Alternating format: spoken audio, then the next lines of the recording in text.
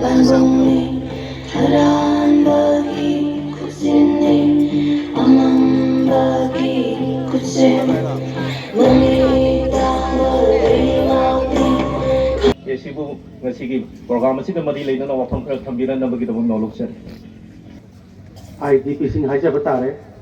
official game se leminari ba PMJY card pairadi ekoi hospital chatpa matamda nahan jo koi CMO ga tawraga dagi MS ga tawraga koi meeting ama tawna jagibni sigi hidak wat pasidi si watpham di darka di leitaba male si matang sida adu CMO ga MS ka na tawraga ungtang khumbi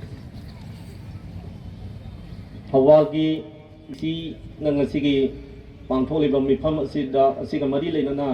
program se mari leina wafam khar thambina bagi nunglok sire Sigi respected DC Madam Robita Yumnam Basu Naguchari Loina Mangdalin Sin Giriba Officer Singh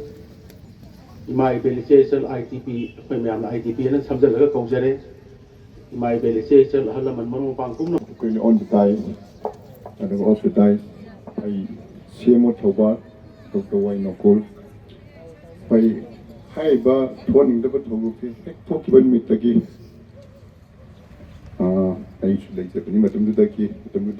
Antonga relief and one my amulet trying to from the last sit up in Senegal. I don't I take it payment under so 9 things to Hijabani. That's a generalized so enough. I could give Manipur habitat, not so bad connected. Program you through the luck by reductions to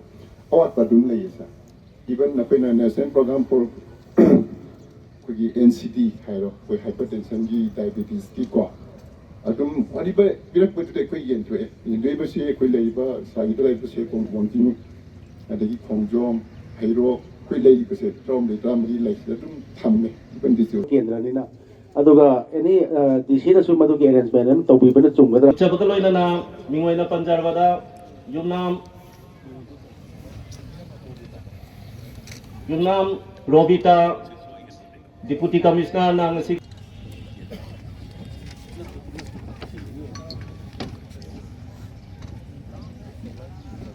Din hani haida ba do DC da haiba oramoni madum mana ay na dum lawjer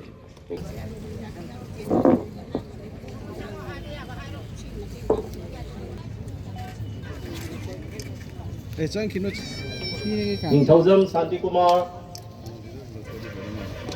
Mathangdan Legina ba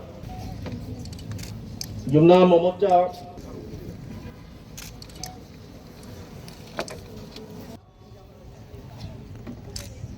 Laisang Tem Malem Ngandi Hariba program asiga mari lainana dance amadi solo ti gadab singadu sem saduna lebina bagi nama missing sari Malem Ngandi Si mobile kita handero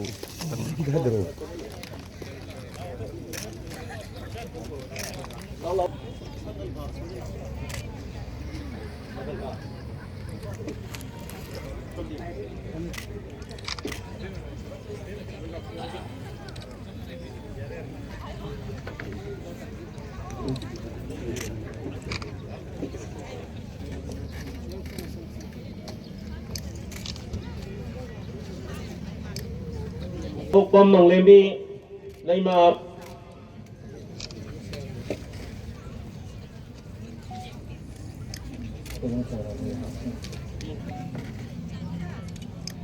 se koi anova popular government la kun matam sida koi government na amukhenna koi gi ITP chine naw singi kari facility piba yage kari har koi award apa singdo kya wat pa singdo sendok senjin ya ba yeng na ba ki matani aham da koi gi ngasi gi main program tawri se koi special support for koi kai haidar mattress ka adagi koi gi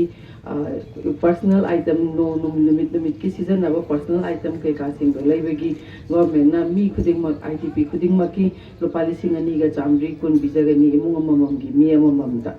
adagi di ꯑꯩꯈꯣꯏ ꯁꯤꯒꯤꯁꯦ ꯑꯩꯈꯣꯏ ꯗꯃꯤ check ꯑꯣꯏꯅ ꯑꯩꯈꯣꯏ ꯉꯁꯤ ꯃꯤ family 35 ꯀꯧꯈꯠꯂꯒ ꯑꯩꯈꯣꯏ honourable MLA ꯑꯅꯤꯅ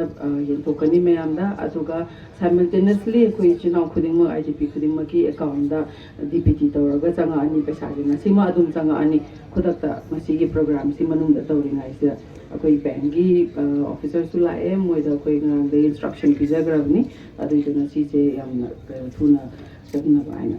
ꯑꯗꯒꯤꯗꯤ ꯑꯩꯈꯣꯏꯒꯤ 1 lakh ꯑꯦꯁꯤꯁꯇꯦꯟ ꯄꯤꯖꯕ ꯐꯨꯜꯂꯤ ꯕꯔꯟ ꯍꯥꯎꯁꯁꯤꯡꯗꯣ ꯑꯩꯈꯣꯏꯒꯤ ꯗꯤꯁꯇ꯭ꯔꯤꯛꯀꯤꯗ ꯈꯔ ꯂꯦꯐ ꯑꯥꯎꯠ ꯂꯩꯍꯧꯋꯦ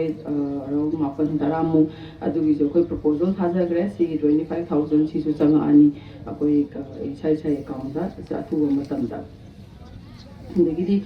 ꯑꯩꯈꯣꯏ ꯁꯤꯗ IDPꯁꯦ ꯍꯥꯟꯅꯗꯤ ꯌꯥꯝ ꯂꯩꯔꯝꯃꯤ ꯑꯗꯨꯕꯨ ꯑꯩꯈꯣꯏꯒꯤ ꯁꯦꯔꯧꯗꯒꯤ ꯀꯛꯆꯤꯡ ꯗꯤꯁꯇ꯭ꯔꯤꯛꯇꯒꯤ ꯂꯥꯛꯄ ꯏꯆꯤꯜ ꯏꯅꯥꯎꯁꯤꯡꯁꯦ ꯑꯅꯝꯕꯅ ꯌꯨꯝꯗ ꯍꯟꯈꯤꯕꯗꯒꯤ ꯑꯩꯈꯣꯏ ꯃꯌꯥꯝ ꯍꯟꯊꯔꯛꯑꯦ ꯑꯩꯈꯣꯏ ꯃꯣꯁꯂꯤ ꯑꯩꯈꯣꯏ ꯁꯤꯗ ꯂꯩꯔꯤꯁꯦ ꯇꯦꯛꯅꯧꯄꯜꯒ ꯀꯥꯡꯄꯣꯛꯄꯤꯒ ꯆꯨꯔꯆꯥꯟꯄꯨꯔ ꯕꯤꯁꯅꯨꯄꯨꯔ ꯍꯥꯏꯇꯥꯔꯦ ꯁꯤꯗꯒꯤ ꯃꯐꯝꯗꯒꯤ ꯑꯅꯝꯕ ꯉꯥꯛꯇ ꯉꯥꯏꯍꯧꯔꯦ ꯁꯤꯁꯤꯁꯨ ꯑꯩꯈꯣꯏ ꯁꯤꯗꯩꯁꯤꯗ ꯑꯗꯨꯝ ꯋꯥꯠꯇ ꯄꯥꯗꯕ ꯑꯩꯈꯣই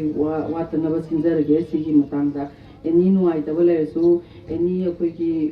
ꯒ꯭ꯔꯤꯚꯥꯟꯁꯦꯁ ꯂꯩꯔꯁꯨ ꯉꯁꯤ ꯑꯩꯈꯣꯏ ꯁꯤꯗ ꯃꯌꯥꯝꯁꯦ ꯇꯤꯜꯂꯒ ꯑꯩꯈꯣꯏ ꯏꯟꯇꯔꯦꯛꯁꯟ ꯑꯩꯈꯣꯏ ꯑꯣꯅꯔꯦꯕꯜ MLA ꯑꯅꯤꯒ ꯏꯟꯇꯔꯦꯛ ꯇꯧꯔꯒ ꯑꯩꯈꯣꯏꯒꯤ ꯍꯥꯏꯕꯤꯅꯤꯡꯕ ꯃꯌꯥꯝ ꯑꯋꯥꯠꯄꯁꯤꯡ ꯃꯌꯥꯝ ꯑꯗꯒꯤꯗꯤ ꯀꯔꯤ ꯀꯔꯤ ꯇꯧꯍꯟꯅꯤꯡꯕ ꯁꯥꯏꯠꯇꯒꯤ ꯑꯩꯈꯣꯏ ꯒꯣꯔꯃꯦꯟ ꯁꯥꯏꯠꯇꯒꯤ ꯑꯗꯨꯒꯤ ꯃꯇꯨꯡ ꯉꯁꯤꯒꯤ ꯄ꯭रोꯒ꯭ꯔꯥꯝꯁꯦ ꯁꯤꯟꯖꯔꯤꯁꯦ